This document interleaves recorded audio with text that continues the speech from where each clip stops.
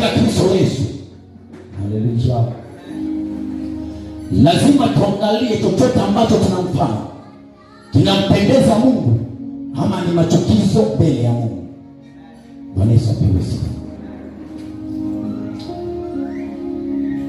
Nitakuja kusema majibu ya moyo wako ni sasa hivi.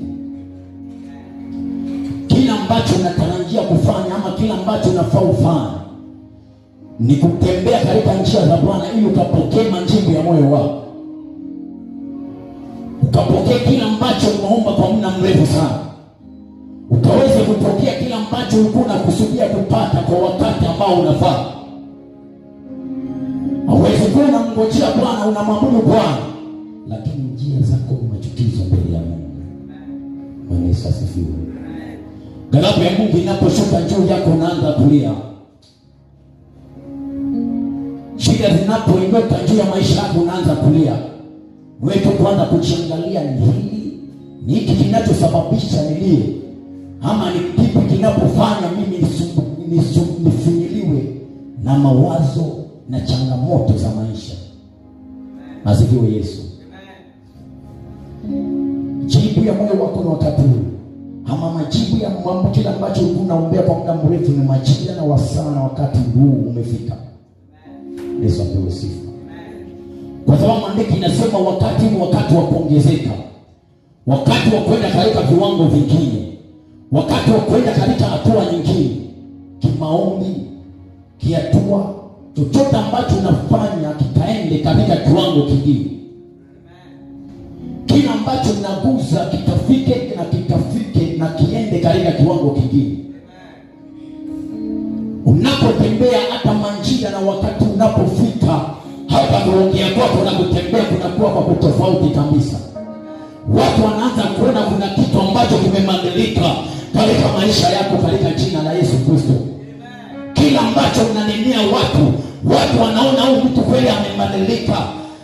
Mwaka jana hakukuwa hivi. Kuna kitu ambacho kimebadilika katika maisha yake katika jina la Yesu Kristo. Tusiwe tu watu wa kusimama na kukanyaga hatua ambacho tulikuwa tunakanyaga pale zamani. Tunaanza kubadilika kwa kutembea kwetu na kuongea kwetu. Kila ambacho kinatoka katika mdomo wetu kiwe kitu cha kujenga, kiwe kitu cha kuvunja wengine mioyo. Kwa sababu wewe ni Mkristo, umebadilishwa na Kristo Yesu. Sasa kila ambacho kinatoka ndani yako kiwe kinalinganishwa na Kristo Yesu. Bwana Yesu apewe sifa. Hauwezi kuwa unajitanisha na Kristo Yesu, lakini njia zako na menendo yako haifurahishi Bwana. Haleluya. Unajiita umeokoka, lakini mtu anapokuona anasema huyu mtu hajaokoka. Bwana Yesu apewe sifa. Ni wakati wa kuongezeka, ni wakati wa kupanua maeneo ambayo tunakaa, ni wakati wa kwenda katika viwango vya juu katika jina la Yesu Kristo. Maandiko inasema ya kwamba wana wa manabii wakasimama wakamwambia Elisha, mahali ambapo tunakaa ni padogo sana, tunakuomba tukaende tukakate miti ili tukaongeze ama tukapanue maeneo ambayo tunakaa katika jina la Yesu Kristo. Elisha akamwambia, nendeni mkakate miti ili mkapanue maeneo ambayo tunakaa. Bwana Yesu apewe sifa. Kuna mtu anafaa ingie katika maisha yako akanene jambo kwa ajili ya maisha yako ili ukaweze kuongezeka, ili ukaweze kupanuka, ili ukaweze kwenda katika viwango vya juu. Bwana Yesu apewe sifa. Hauwezi ongezeka, lazima mtu akanene kwa ajili ya maisha yako.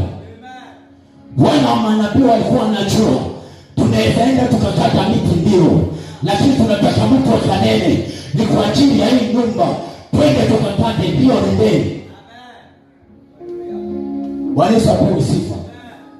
Hauwezi ukafanya kitu, lazima kukuwe na mtu ambaye anaweza nena ni kwa ajili ya maisha yako, ili maisha yako yakaweze kubadilika.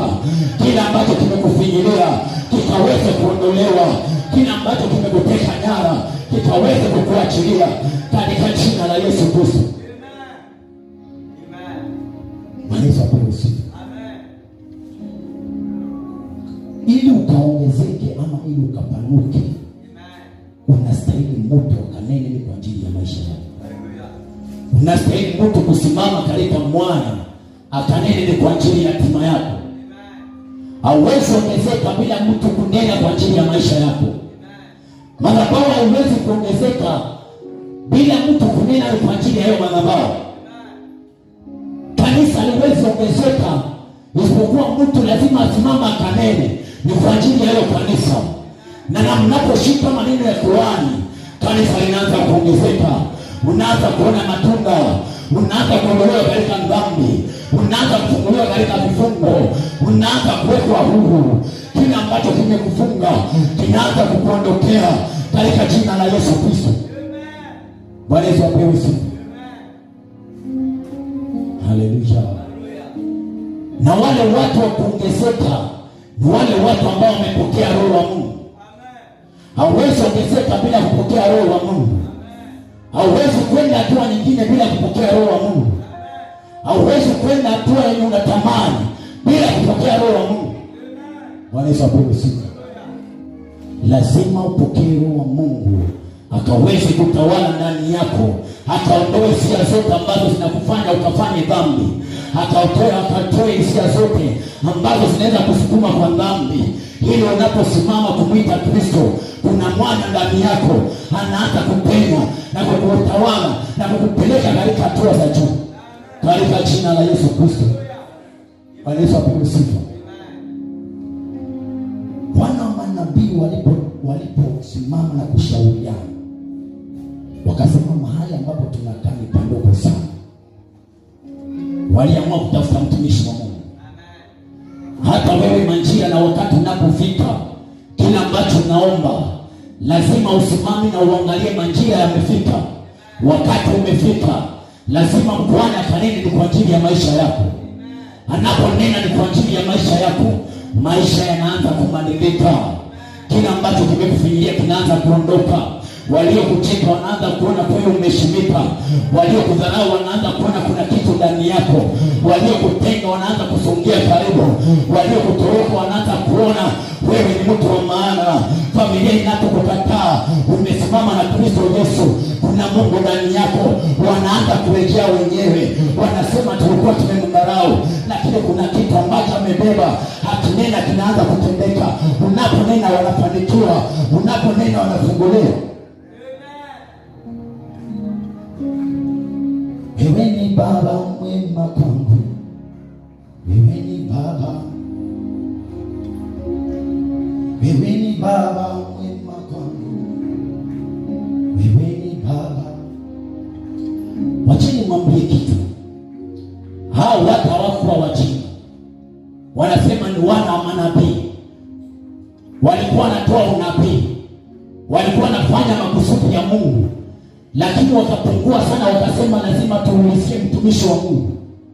Walikuwa na maono ndio, lakini hayo maono hayangetimia bila mtumishi wa Mungu kunena kwa ajili ya hiyo jambo.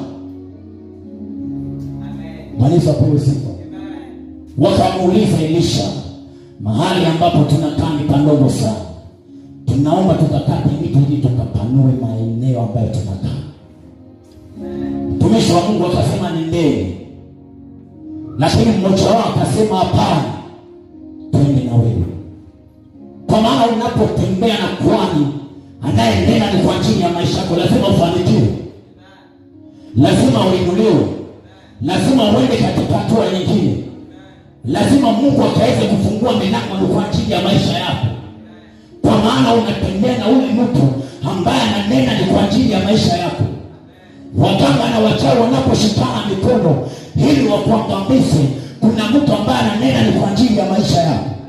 Kuna ulinzi ambao umewekewa na mtumishi wa Mungu, kwa maana ananena ni kwa ajili ya hatima yako, katika jina la Yesu Kristo.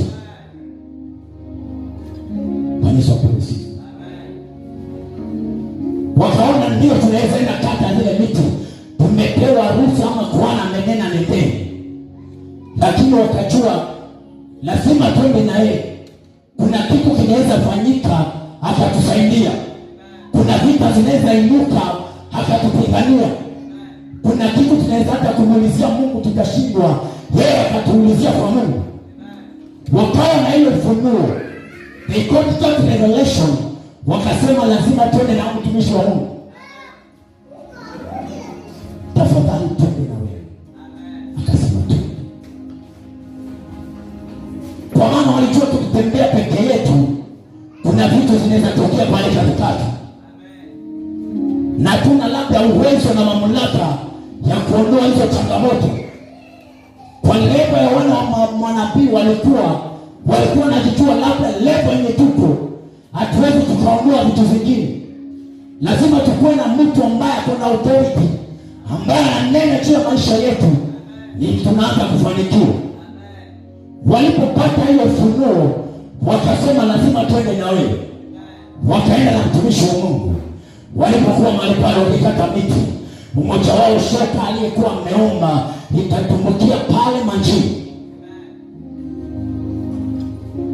Walikuwa wamefahamu kuna kitu, ama tunapotembea na mtu anaweza tuondolea majaribu inapoinuka pale katikati. Walipokuwa mahali pale wakikata ile miti, shoka ya mmoja wao ilipoanguka, tunaanza kuona kuhani, unapotembea na kuhani kuna vitu anaanza kufanya juu ya maisha yako. Unapotembea na kuhani kuna vitu anaanza kufanya katika hatima yako, kwa sababu wangetembea wao wenyewe labda hiyo shoka ingepatikana. Ndipo walikuwa wanajua tunapotembea na kuhani kwa chochote ambacho tunafanya tukafanikiwa. Hatutazuiliwa na wakanga, hatutazuiliwa na wachawi, kwa maana tuko na kuhani. Bwana Yesu apewe sifa. Walikuwa wamefahamu sisi wenyewe hatuwezi kutukajiokoa kitu kinapotendeka, lakini tunapotembea na kuhani kuna kitu kinaweza tendeka akatusaidia. Yule aliyekuwa ameomba shoka akaanza kulia kwa uchungu sana. Ole wao, hii shoka ni ya kuwazima tu. Elisha akaangalia, akauliza inaanguka wapi? Akasema inaanguka wapi? Kuna miujiza zingine tunatamani katendeke katika maisha yetu, lakini hatutakubali kutembea na kuhani wa Mungu. Kuna vitu tunatamani vitaweze kutendeka katika ndoa zetu, lakini hatujatamani kutembea na kuhani wa Mungu. Kuna mambo tunatarajia kafanyike katika maisha yetu, lakini hatujatamani, hatujakusudia kutembea na kuhani wa Mungu. Niposa vitu vingine tunang'ang'ana katika maisha. Wewe mwenyewe kama Mkristo hujakubali kutembea na kuhani wa Mungu, lakini wakati utakapokubali kutembea na kuhani wa Mungu, utaanza kuona vitu vikienda sawa. Labda ni mambo ya maisha yamekufinyilia, labda umefika mwisho, labda changamoto zimekufinyilia sana, watoto wanakusumbua, kuna majina umepewa. Majina unapofika mambo yanabadilika katika jina la Yesu Kristo. Waliokudharau wakasema hauwezi nena kwa mikutano yao, hauwezi nena hata kwa jamii, hauwezi nena chochote ambacho kinaweza inuliwa juu ya maisha yako. Unaposimama na kuhani, unaanza kuishirika katika jina la Yesu Kristo. Waliokudharau wakasema hauwezi nena kwa ajili ya maisha yao, wanakuona wewe sio kitu. Majira na wakati unapofika, unaanza kukubalika katika jina la Yesu Kristo. Bwana Yesu apewe sifa. Lazima tukubali kutembea na mtumishi wa Mungu ili akaweze kunena juu ya kazi yako, juu ya huduma yako, kwa chochote ambacho unafanya katika jina la Yesu Kristo. You can prosper. Hauwezi kwenda katika viwango vingine. Lazima ukubali kutembea na kuhani. Anaweza kukutoa kwa shimo ambalo hata watu wa mataifa ama watu wa kabila lako hawezi kukutoa, katika jina la Yesu Kristo. Watu ambao wanafaa wainuliwa ama kwenda katika viwango vingine, nimesema lazima ukuwe na roho wa Mungu. Lazima vitu zibadilike katika maisha yako. Lazima kutembea kwako kubadilike. Watu waone Mungu ndani yako. Watu waone roho wa Bwana ndani yako. Watu waone matendo yako yanafanana na Mungu. hauwezi kuwa umetanishwa na Mungu unataka kwenda katika viwango vingine, ama unataka kupanuliwa na vile vitu ambavyo unafanya zinachukiza Mungu. Wakajua tunapotembea na Elisha lazima mambo yatabadilika. Tunapotembea na Elisha lazima tuende katika viwango vingine. Tunapotembea na mtumishi wa Mungu lazima tupanue haya maeneo. Lazima tunapotembea na mtumishi wa Mungu kote ambacho tunagusa lazima kibarikiwe. Apewe sifa. Bwana Yesu apewe sifa. Lazima tuangalie chochote ambacho tunagusa tunamfurahisha Mungu. Chochote ambacho tunafanya kinamfurahisha Mungu. Kila ambacho tunanena tunamfurahisha Mungu. Ili ghadhabu ya Mungu isishuke juu yetu. Haleluya. Tunaweza kuwa tunakaa kwa jambo moja, tunahangaika lakini suluhisho iko. Tunakaa kwa shida moja kwa muda mrefu lakini jibu liko. Wewe tu kujitambua na kujijua wewe ni nani. Unapojijua unaanza kutembea kulingana na makusudi ya Mungu. Bwana Yesu apewe sifa. Maandiko yanasema kwamba watu wa mji wakamwambia Elisha, maeneo ambayo tunakaa ni mazuri sana. Hata unapoangalia vile kuko ni kuzuri sana. Bwana Yesu apewe sifa.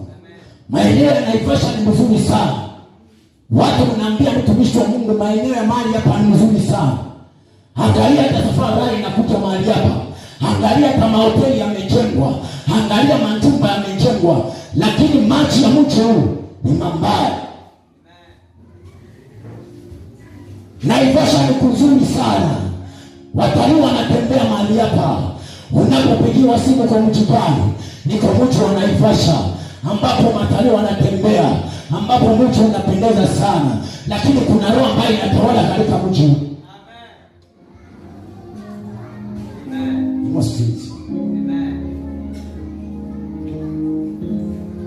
Unakaa wapi? Ninakaa Naivasha, maeneo ambayo inapendeza sana. Watu wanaposikia jina Naivasha wanatamani kutembea Naivasha. Wanapotaja jina Naivasha wanatamani kutoka vijijini wakuje Naivasha wakaone Naivasha kuna kaje. Lakini msitambue kuna roho ambazo zinatawala Naivasha. Watu wa mji wakamwambia Elisha, vile unavyotazama huu mji unaitwa mji wa Naivasha, ni mji ambao unapendeza sana. Hata unapoangalia majumba, unapoangalia hata wanyama wako katika mji huu. Lakini kuna kitu moja, madhabahu ya huu mji ni mabaya sana. Bwana Yesu apewe sifa. Unaangalia wanawake wako, wazee wako, vijana wako, lakini menendo ambayo inafanyika katika mji huu ni machukizo kwa Mungu. Watu wa mji wakamwambia Elisha, wakamwambia kisima hiki ama maji ni mabaya. Lazima utambue maeneo ambayo unakaa yanakaa namna gani, na ukaanza kupigana kulingana na makusudi ya Mungu.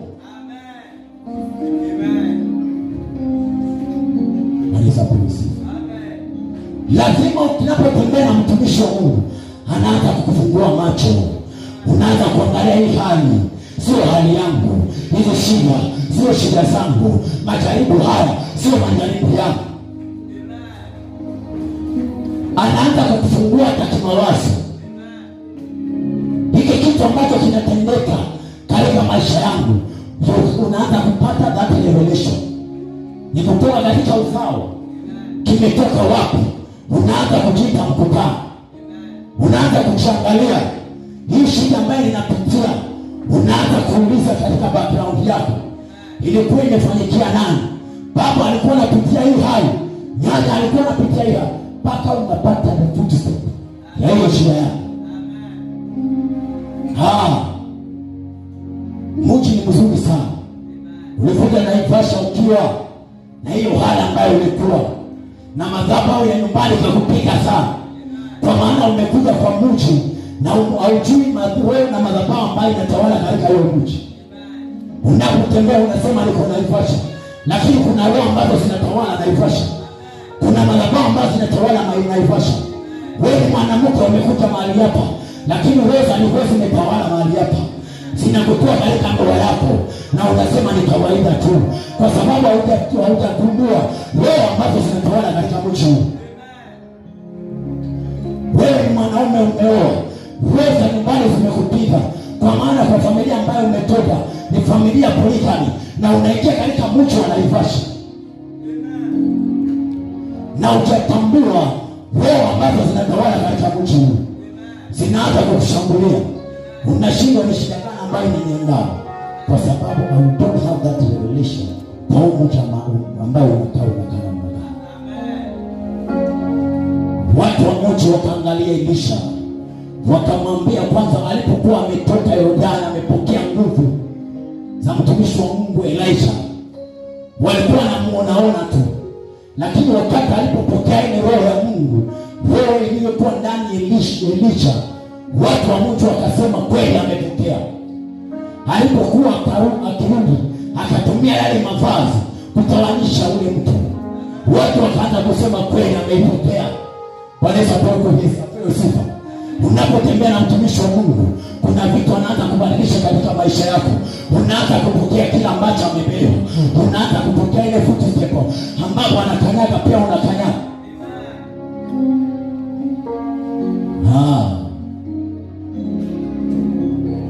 Alikuwa amepita mahali pale wakiwa na Elisha, lakini alipokuwa kirudi, ndipo watu wa mtu wakashauriana, hao watu tumewaona, lakini ni wakati wa kufika mwisho ili tatizo ambalo tunapitia mahali hapa. Walipogundua kuna shida katika ule mji, watumishi wa Mungu walikuwa mahali pale, lakini majira na wakati hawakuwa umefika. Ilipofika wakashauriana, wakasema majira ni sasa hivi.